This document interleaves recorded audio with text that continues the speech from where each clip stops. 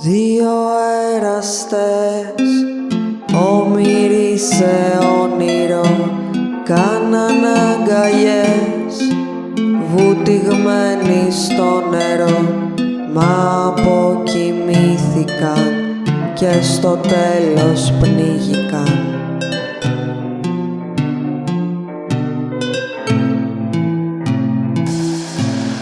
Δύο εραστές που δεν προσποιήθηκαν και με δυο ματιές ήξεραν τι ήθελαν, μα ύστερα τυφλώθηκαν και στη μάζα χώθηκαν.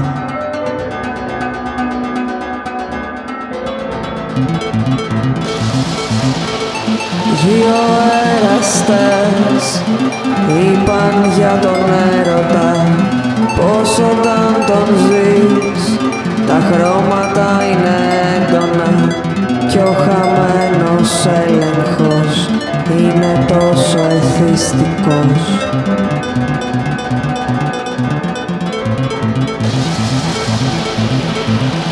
Δύο εραστές πήγαν σ' άλλη διάσταση αφού έδωσαν στη γη μια όμορφη παράσταση.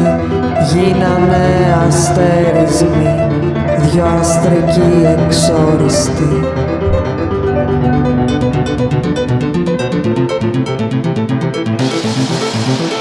Δύο εραστές, όμηροι σε όνειρο, γίναν ποιητές σε μια πόλη στρόβιλο.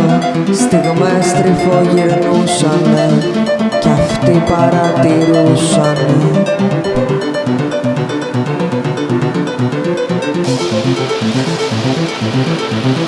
Δύο εραστές, όμηροι σε όνειρο, βρήκανε το ροζ σε έναν κόσμο ασπρόμαυρο, μα ύστερα κουράστηκαν και στο γκρι τους χάθηκαν.